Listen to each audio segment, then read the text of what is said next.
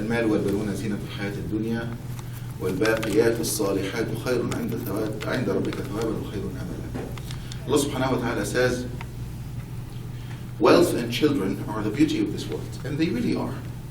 Especially if you're able to enjoy them, if you're not separated from them, if you're able to raise them, it's truly a beautiful thing. But then Allah reminds us, but that's not really what's important. People have children, people amass wealth, putting hope in them, hoping that with this wealth they will protect their future, hoping that when the children grow up they will take care of them, or they will enjoy the fact that the children are around them. They put hope in the children. And Allah subhanahu wa ta'ala tells us, وَالْبَاقِيَاتُ الصَّالِحَاتُ, what truly remains are the good deeds. They are better rewarded by Allah subhanahu wa ta'ala for your Lord, and better for hope. So invest your hope in taqwa Allah, invest your hope in good deeds. This is more hopeful than amassing money and having children. So I want to illustrate this idea that what is really important is values rather than things. Even if those things are extremely precious, like having children or amassing wealth, what really matters is values. So I want to illustrate with two stories. The first story involves Abu Dawood. This is Sahib al-Sunan, the famous muhaddith, scholar of hadith. So Abu Dawood was a scholar of hadith, well-recognized scholar of hadith in the end of the last 2nd century and beginning of the 3rd century Hijri. And the first major rebellion that happened in the Muslim world, or the first major revolution happened in the Muslim world, was known as Thawrat al-Zanj. It's a long story, but at the end of this revolution, or the end of this rebellion, the city of Al-Basra had been destroyed. So the commander of the army at that time, under the Abbasi Khalifa, Abu Ahmad al-Muwaffaq, who also happened to be the crown prince at that time, wanted to rebuild Al-Basra. So he went to Abu Dawood, may Allah be pleased with him, and he asked for permission to enter. When he was given permission, he asked Abu Dawood, I'm asking you for 3 things. The first is, I want you to move to Al-Basra. And when you move to Al-Basra, then the students of knowledge will move to Al-Basra, and Basra will be rebuilt again. And that's the one I want to focus on. The second was, I want you to teach my children the Sunan, the Hadith. And the third one was that you give them a separate majlis. They sit alone because the children of princes don't sit with the commoners. So Abu Dawood told him, as for the third one, not possible. People in front of knowledge are all equal. But he allowed him, he taught his children the Sunan. But the one important thing is that the value of knowledge back in this society was so great that you could build a town around the scholar. People move to seek knowledge. That's a big deal. People truly appreciated knowledge enough to travel and settle in the city. And he did move to Al-Basra, and he did die in Basra, and he was not the only factor, but an important contributing factor in rebuilding Al-Basra. The second one is important too, is that even though you can see that here's a prince who does not think of himself as one of the people, clearly a prince who thinks of himself as above the people, still valued knowledge and understood that by giving his children knowledge, they could possibly succeed. As opposed to people in history and in modern times who think that wealth is power.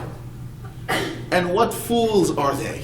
What great fools are they? Because they are building a tower of smoke, thinking that they can live in it. The second story, and the last story that I want to share, is a more famous one, but it's an important one, again, about truly valuable things, especially taqwa. That when Al-Khalifa al-Mansur, also Abbasi, was given bay'ah on that day, one of the people he met was Mokhtar ibn Sulaiman. Mokhtar ibn Sulaiman is a mufassir. You can actually download his tafsir on your phone today. It's freely available. And he was also a qassas. He liked to tell stories. So the Khalifa asked him, he says, advise me. Tell me some form of wisdom. So he asked him, do you want me to tell you something I heard or something I witnessed? He said, no, something you witnessed and only you can tell me. So he said, Umar ibn Abdul Aziz died.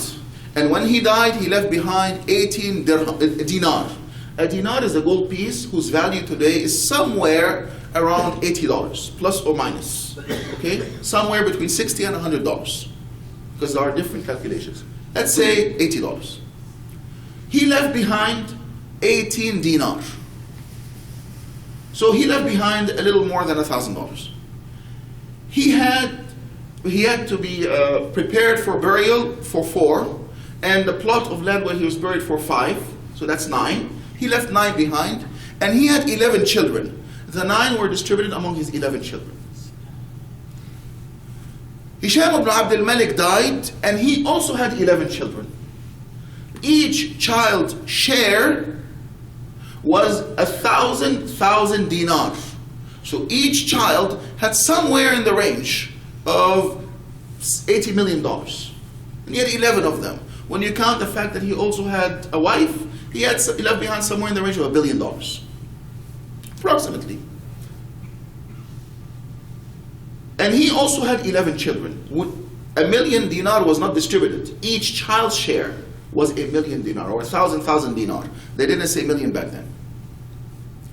I saw on the same day one of the children of Umar ibn Abdul Aziz giving away to Baytul Mal 1,000 steeds of war fully equipped in the way of Allah subhanahu wa ta'ala. And on the same day, I saw one of the children of Hisham ibn Abd al-Malik begging in the streets. And that's an important lesson. When Umar ibn Abdul Aziz was dying, and he had been previously very wealthy, he had been governor, he had been a very successful person, but when he became Khalifa, he gave away his wealth in the way of Allah, and he asked his wife to give away her wealth in the way of Allah subhanahu wa ta'ala. And he himself is the great grandson of Umar ibn Abdul Aziz, of Umar ibn Khattab, and his wife was from Banu Umayyah. He was asked, what did you leave for your children? He told them, I left for them taqwa. If they have that, then Allah will take care of them. And if they don't have that, why should I give them wealth that will push them further into astray from Allah subhanahu wa ta'ala? This does not mean that you should leave your children poor. The messenger clearly and explicitly said otherwise. It is better not to leave them poor. But he had a special circumstance. He was the Khalifa. So he had to give an example.